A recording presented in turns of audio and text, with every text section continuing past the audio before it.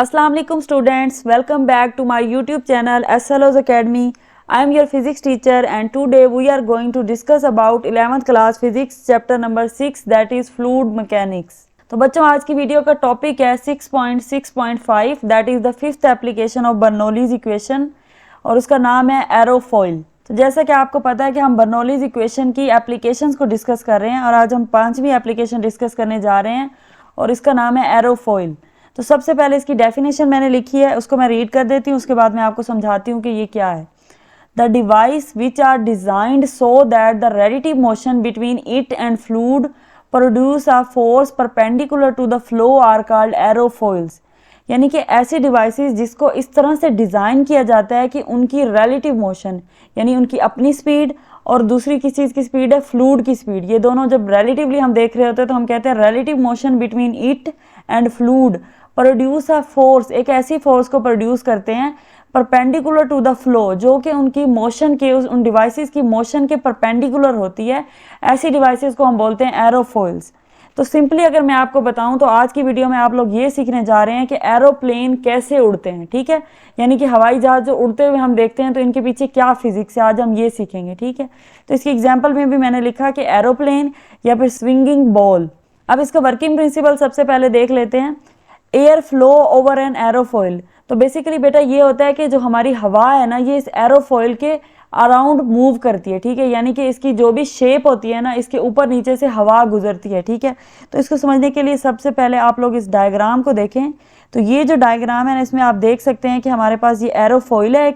इसकी शेप अगर आप गौर से देखें तो ये जो इसकी लोअर सरफेस है वो थोड़ी सी फ्लैटर है, ठीक है, और जो अपर सरफेस है ना वो कर्व्ड है, ठीक है। तो ये जो एरोफॉइल है ना, अगर मैं आपको एरोप्लेन की बात बताऊं तो एरोप्लेन के अंदर जो एरोप्लेन के विंग्स होते हैं ना, उस विंग के अंदर ना हॉरिजॉन्टली बहुत सारे एरोफॉइल प्लेस्ड होते हैं, ठीक है। एरोप्लेन का जो विंग है उसके अंदर बहुत सारे एरोफॉइल प्लेस्ड होते हैं और उनका काम क्या होता है, उनका काम उनकी शेप से ही होता है।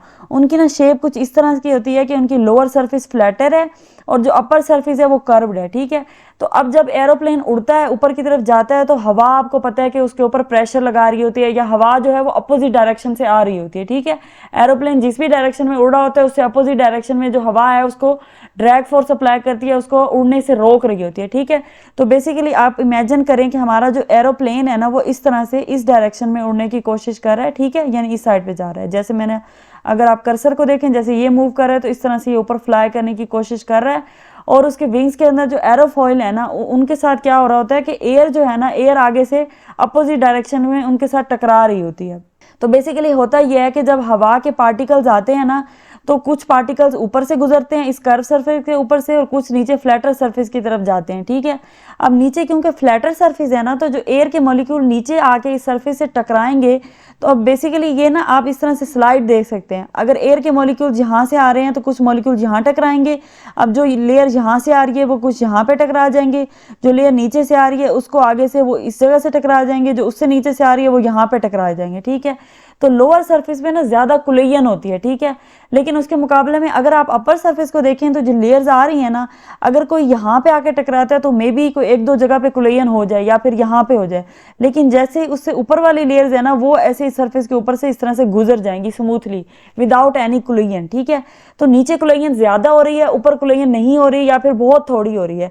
तो इस कोलिजन की वजह से ये होता है कि जो नीचे वाली सरफेस है ना उसमें जो एयर मॉलिक्यूल्स की लेयर्स होती है ना, उनकी स्पीड जो है ना वो कम हो जाती है, क्योंकि वो आके इसके साथ टकराती हैं तो फिर आपको पता है कि अपनी एनर्जी लॉस करती हैं और स्पीड भी लॉस करती हैं। काइनेटिक एनर्जी लॉस होती है ना तो स्पीड भी लॉस हो जाती है, ठीक है।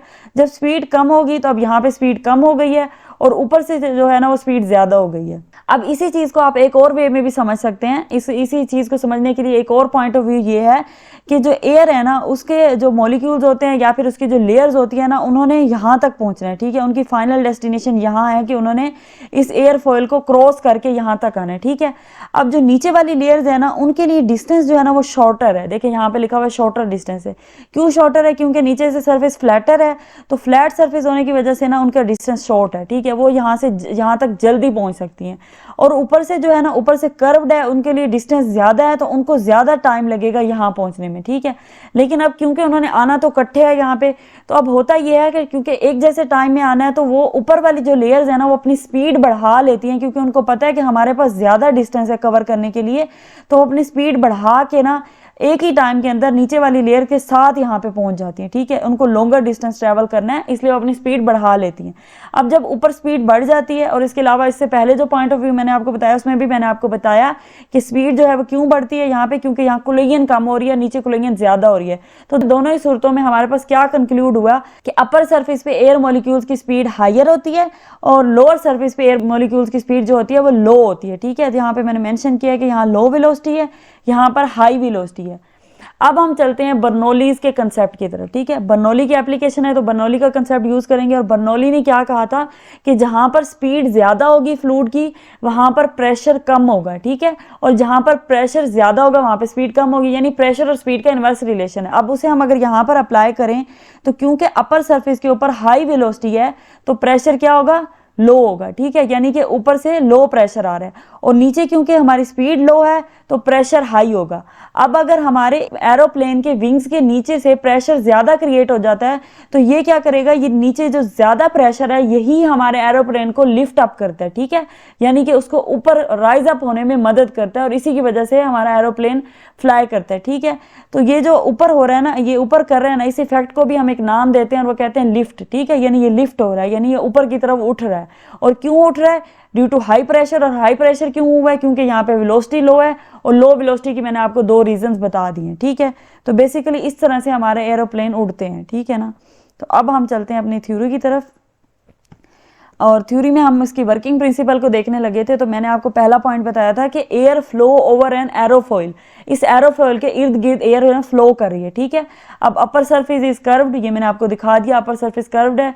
The lower surface is flatter, lower surface flatter है। बिकॉज ऑफ दिस शेप, और इसी खास शेप की वजह से, इसमें सारी कहानी जो है ना वो शेप की ही है, इस शेप की वजह से ये सारा बर्नौली का इफेक्ट यहाँ प्रोड्यूस हो रहा है। So because of this shape क्या क्या होता है, पहला पॉइंट है कि air moves faster over the upper surface. मैंने आपको बता दिया कि अपर सरफेस पे एक तो डिस्टेंस ज्यादा है, उसको ज्यादा डिस्टेंस एक जैसे इक्वल टाइम में कवर करना है। जितना नीचे वाली लेयर्स को कवर करने में टाइम लगता है उतना ही ऊपर वालों को लगना चाहिए, इसलिए वो तेजी से मूव करते हैं। या दूसरी रीजन ये है कि वहां पर कुलैयन नहीं ज्यादा हो रही, जब कुलैयन नहीं हो रही ज्यादा तो मतलब काइनेटिक एनर्जी का कोई लॉस नहीं हो रहा, एनर्जी का कोई लॉस नहीं हो रहा, यानी वेलोसिटी कम नहीं हो रही, इसलिए ऊपर वाली लेयर की स्पीड ज्यादा होती है, नीचे वाली लेयर्स की स्पीड कम होती है। So air moves faster over the upper surface and higher velocity है, मतलब लॉन्गर पाथ है तो लोअर प्रेशर है, ठीक है। और दूसरा पॉइंट है कि air moves slower under the lower surface, lower surface में स्लो मूव कर रही है यानी लोअर वेलोसिटी है तो हायर प्रेशर होगा। और उसकी रीजन क्या है कि शॉर्टर पाथ की वजह से लोअर वेलोसिटी है, ठीक है। Next, due to pressure difference, अब ये जो प्रेशर डिफरेंस क्रिएट हुआ है यानी कि बिलो जो है वो प्रेशर ज्यादा है और अबव जो है प्रेशर कम है, this creates a net upward force called lift. तो मैंने कहा ना आपको कि एक लिफ्ट प्रोड्यूस होता है, यहाँ पे ये देखिए आप एरो से देख सकते हैं, डायग्राम में भी मेंशन है कि लिफ्ट हो रहा है, यानी नीचे से एक परपेंडिकुलर फोर्स क्रिएट हो जाती है हाई प्रेशर की वजह से, जो उसे ऊपर की तरफ धकेलती है, लिफ्ट अप करती है और उसको मतलब उड़ने में मदद करती है, ठीक है।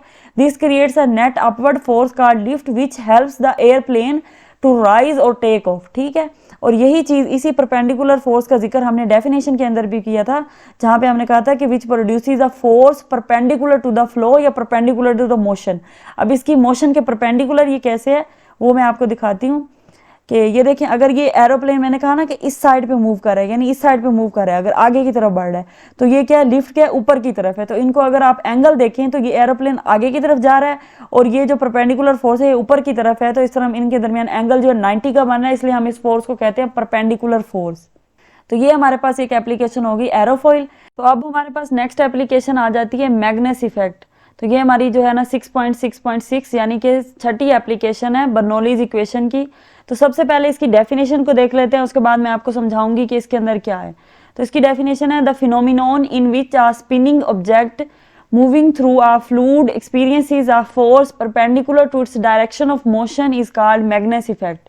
यानी कि ऐसा फिनोमिनन है ये जिसके अंदर हमारे पास जो बॉल स्पिन कर रही होती है मूविंग थ्रू अ फ्लूइड, जब किसी फ्लूइड से गुजरती है तो एक्सपीरियंसेस अ फोर्स, एक फोर्स एक्सपीरियंस करती है जो कि इसकी डायरेक्शन ऑफ मोशन के परपेंडिकुलर होता है। तो बेसिकली बेटा हमारे पास जो आपने क्रिकेट मैचेस के अंदर भी देखा है कि जो स्पिनर बॉल को स्पिन करते हैं ना, तो उसकी जो पीछे की फिजिक्स है ना वो हम इस इफेक्ट से एक्सप्लेन कर सकते हैं, ठीक है।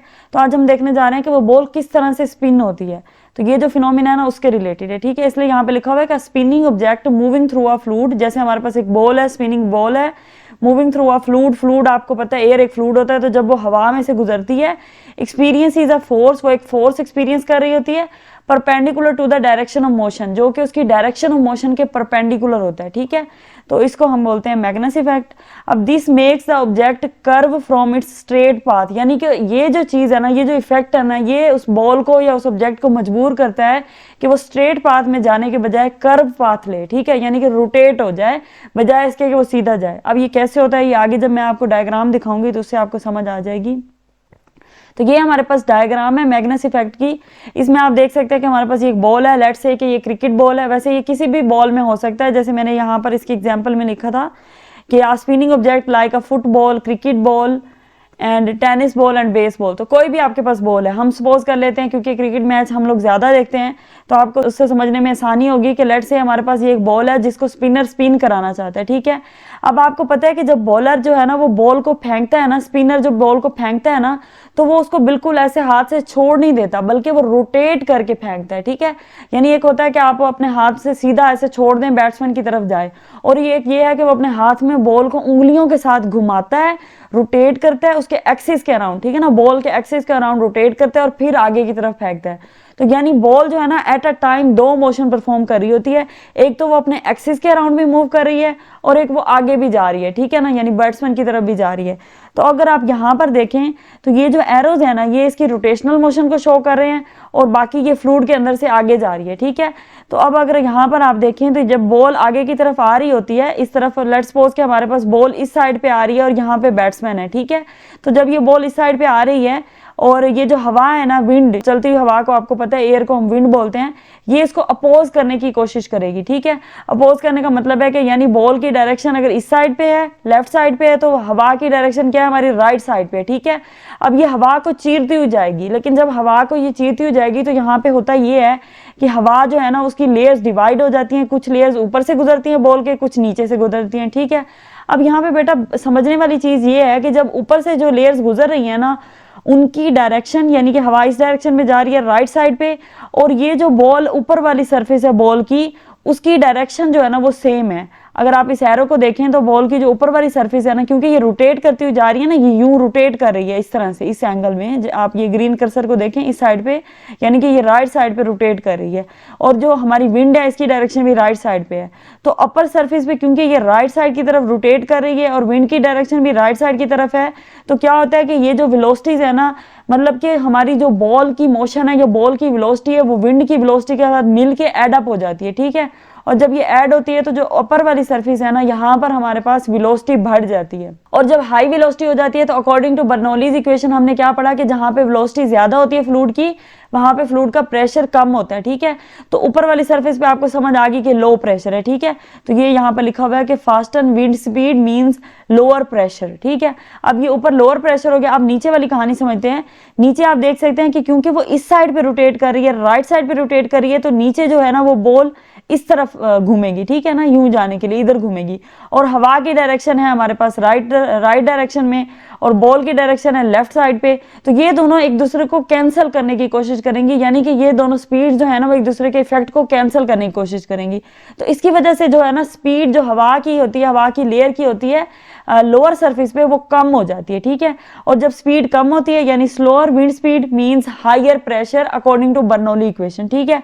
तो यहाँ पे प्रेशर ज्यादा हो जाता है और यहाँ पे प्रेशर हो जाता है कम। जब यहाँ पे ज्यादा प्रेशर होता है तो ये जो ज्यादा प्रेशर है ना, ये इसको मजीद रोटेट करने में हेल्प आउट करता है, और इसी वजह से, इसी लो और हाई यानी कि प्रेशर डिफरेंस की वजह से बॉल जो है वो सीधा जाके स्ट्रेट बैट्समैन के सामने नहीं गिरती, बल्कि गिरने के बाद जो है ना वो थोड़ा सा टर्न हो जाती है, या फिर लेफ्ट साइड पे टर्न हो जाएगी या फिर राइट साइड पे टर्न हो जाएगी, ठीक है। तो उसके पीछे जो बेसिक फिजिक्स है ना वो ये मैग्नस इफेक्ट है। और यानी कि अगर सिंपल अल्फाज में मैं आपको बताऊं तो ये जो हमारा प्रेशर डिफरेंस है ना, ये है बॉल को टर्न करने की वजह बनता। अब हम कुछ पॉइंट्स को डिस्कस कर लेते हैं। तो सबसे पहला पॉइंट है drags air around it due to rotation. इसकी रोटेशन की वजह से क्या होता है कि हवा जो है ना इसके आर पार हो जाती है, ठीक है, यानी कुछ लेयर्स उसकी ऊपर से गुजर जाती है, कुछ नीचे से गुजर जाती हैं। One side of the ball has faster moving air. अब मैंने आपको समझा दिया कि किस तरह से एक साइड पे फास्टर मूविंग एयर है और other side has slower moving air, और दूसरी साइड पे स्लो स्पीड है, ठीक है। So top of the spinning ball, top of the spinning ball मैंने क्या बताया आपको कि एयर मूव्स फास्टर, सो लो प्रेशर होगा, और bottom of the spinning ball क्या होता है, एयर मूव स्लोअर तो हाई प्रेशर होता है। तो ये थी बच्चों आज की दो एप्लीकेशन बर्नौलीज इक्वेशन की। पहले हमने एरोफॉइल को डिस्कस किया और फिर मैग्नस इफेक्ट को डिस्कस किया, और ये सिंपल सा टॉपिक है। आई होप कि आपको ये टॉपिक समझ आ गया होगा, लेकिन अगर फिर भी आपका कोई क्वेश्चन हो तो आप कमेंट सेक्शन में पूछ सकते हैं। Thank you so much.